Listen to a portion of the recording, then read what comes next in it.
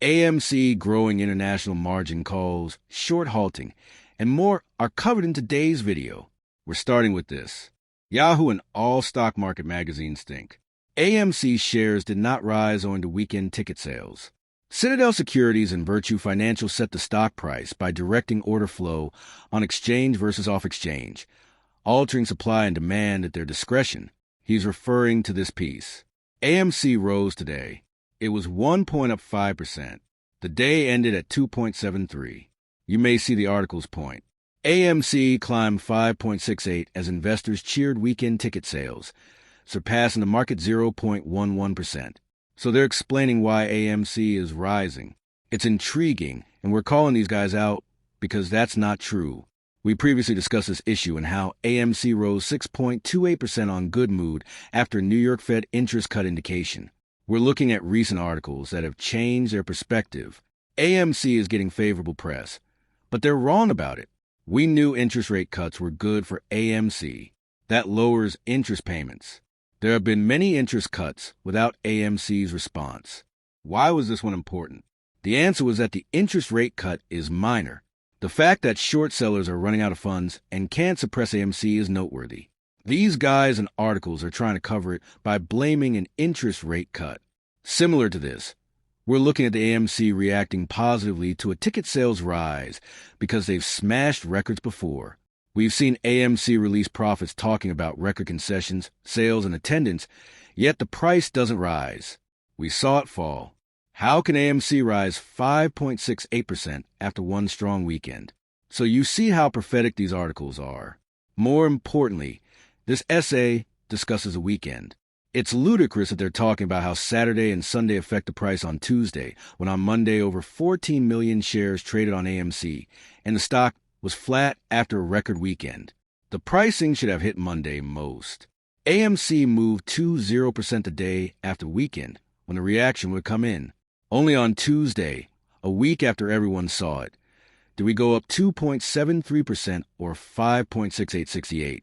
By now, you should recognize that these pieces, although trying to get about AMC, are inaccurate. I suppose they're attempting to sound positive about AMC. But those who do their homework and due diligence will know what's going on.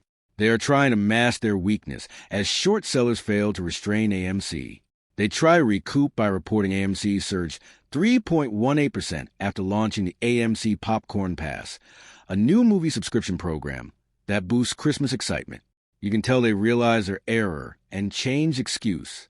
This happened today. Do I think this news will boost AMC 3.18%? No. Is there good news? Yes, it is. This story shows AMC is boosting their popcorn revenue. We now have all these new flavors and store deals, and those who buy this membership get 50% off popcorn.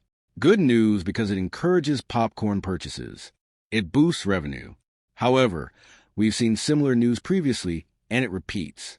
In the past, these news never raise AMC. Why are these events happening? To reiterate, these stories are aiming to mask short sellers' vulnerability. Even 600 shares have been borrowed against a 220-cent stock that just had another record weekend coming into the holiday weekend. These publications fail to explain that despite positive news and rising prices, synthetics and share borrowing have not decreased. Normally, when AMC or a stock does well, the shorts leave, raising the share price.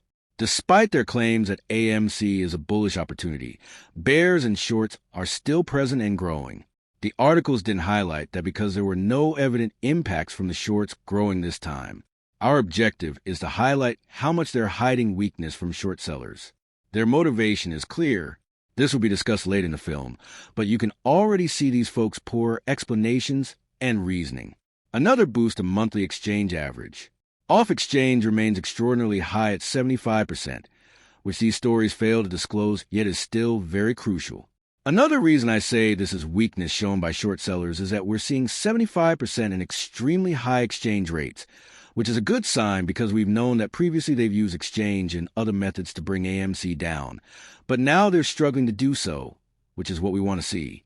The fact that they're struggling to push AMC down despite a high exchange should show what's happening. Everything we've done for 5 years to pressure short sellers is working. We got this result. When you consider that and other market factors, you can see why margin calls will occur. You can see here, despite everything we've said, ILOS are still here, right? So we know that AMC going up is just natural behavior, natural movement, and real price discovery because AMC is extremely undervalued, and so its price should go up, but it doesn't take away from the fact that we are still seeing exchange FTD manipulation. Now, this is expected. The key point is that this was about the 24th. This is important because, again, these articles who lie about everything and are wrong about everything, as we've shown here, work with short sellers because they release things like this. Spoofing also uses large AMC sale barriers, massive share volume below the price, to give perception of heavy selling. Spoofing is increasing at AMC. The goal is illegal pricing manipulation, not market liquidity testing. Again, highly recommend you look at this. We've discussed spoofing many times. AMC spoofing has been demonstrated. We demonstrated spoofing. You can pause the video or view this tweet. AMC does this daily. Now, the traditional suspects are the most likely. Short sellers of AMC. Companies like Word Bush exist. Companies like Citadel Virtue exist. Despite having all their investments in long AMC, Goldman Sachs has done so. They're still mimicking AMC, which makes us assume that to the naked eye, they're long AMC, but deep down, they're still creating synthetics. For AMC, Goldman Sachs is a major synthetic short. They still spoof AMC and long AMC because they're frightened of what may happen. In addition, the movies that will be released and how they will benefit AMC are crucial. Zootopia 2 is expected to gross $500 million or more worldwide on its opening weekend, a massive 150 to 170 million 5-day domestic launch. But America won't be its top market. China now expects 37 million to 42 million Zootopia opening day and 200 million plus opening weekend. You can see how enormous this movie will be. This follows Wicked. We've discussed its success. Avatar is also coming out, something I'm enthusiastic about. This is what we stated. This Q4 isn't over, and it's already showed how many bangers it's going to release and pair with, as well as some fantastic, but not as large movies that will do well. This is why we expect huge Q4 figures. Thus, we expect AMC to benefit from this, and have stated that its fundamentals are performing well. The shocking thing is what I want to discuss. We discussed short sellers' flaws. So they're hiding it with these articles. Where do these weaknesses come from? We see signs where? Look at this first. U.S. Office of Financial Research astonished to learn off-exchange repo market exceeds $5 trillion. It's nearly 100% more than predicted. And repo, short-term bond-backed loans, and aggravate systemic shocks, liquidity concerns, margin calls, and domino bankruptcies worldwide. If you want to see if we're seeing any caveats or indicators of margin calls, bankruptcy, or a global market crash, we're looking at a $5 trillion shadow market where banks and big funds quietly lend each other $5 trillion in short-term loans using bonds as collateral. Few could view these agreements till today because they're private and not on any exchange. If something goes wrong, consider 2008.